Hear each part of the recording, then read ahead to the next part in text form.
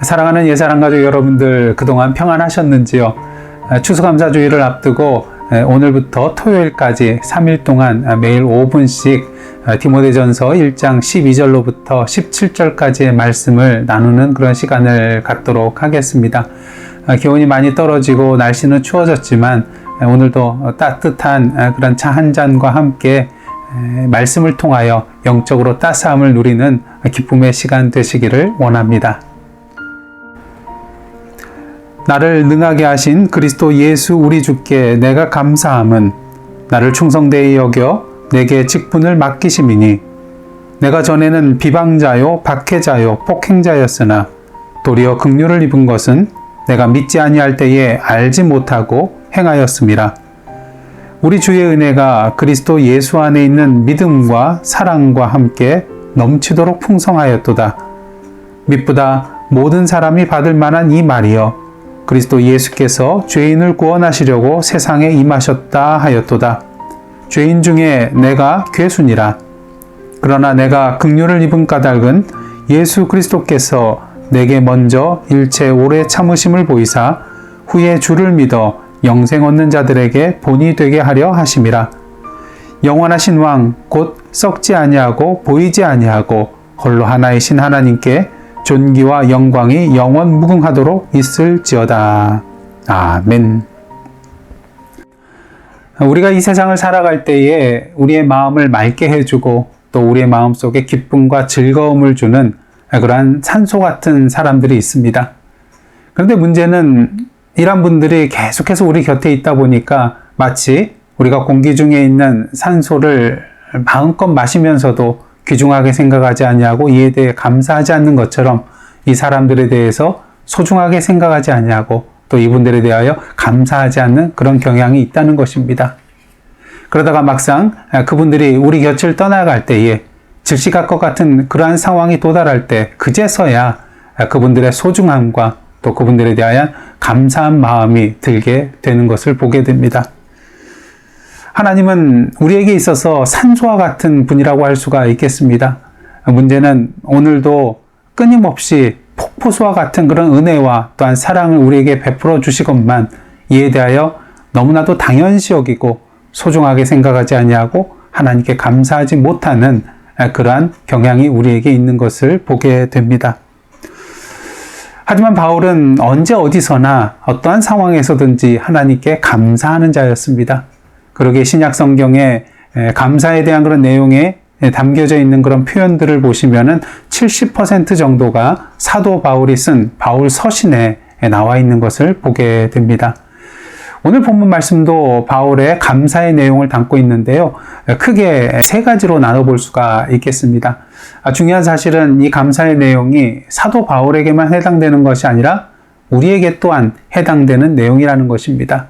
그러기에 3일 동안 이 세 가지의 감사의 내용을 함께 나눌 때에 다시 한번 주님 앞에 감사하며 또 찬양의 자리로 나아가시는 저와 여러분의 시간이 되기를 원합니다. 오늘 나눌 감사는요, 긍휼히 여겨 주심입니다. 본문 13절에서 바울은 이렇게 말하고 있습니다.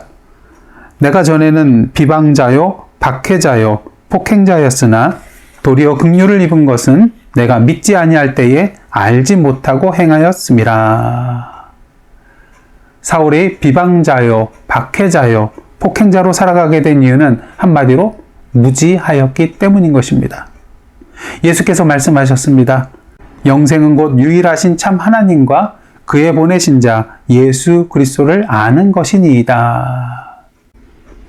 그런데 좀 이상하지 않나요?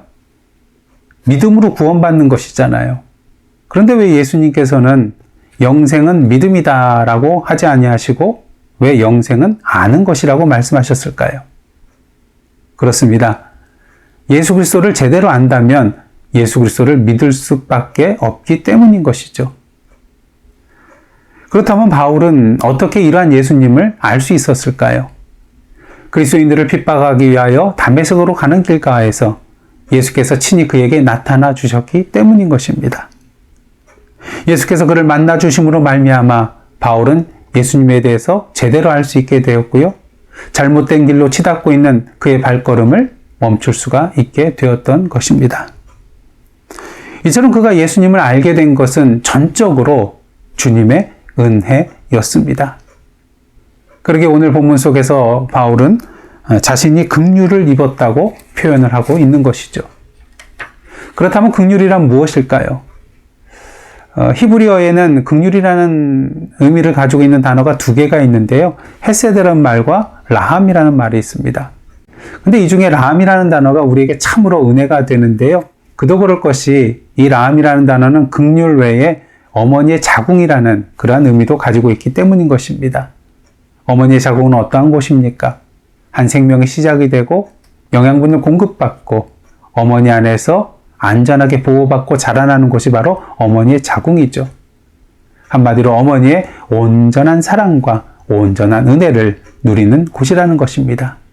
그리고 이것이 바로 긍휼이라는 것이죠. 이는 마치 돌아온 둘째 아들을 발견하고 아버지가 달려가서 그를 안아주고 입 맞춰주고 좋은 옷을 꺼내어 입혀주고 손에 가락지를 껴주고 또 발에 신을 신기우고 살찐 소를 잡아서 큰 잔치를 베푼 아버지의 사랑과 같다고 할 수가 있겠습니다. 이러한 주님의 긍휼을 사도 바울이 누렸고 또한 저와 여러분이 누렸습니다.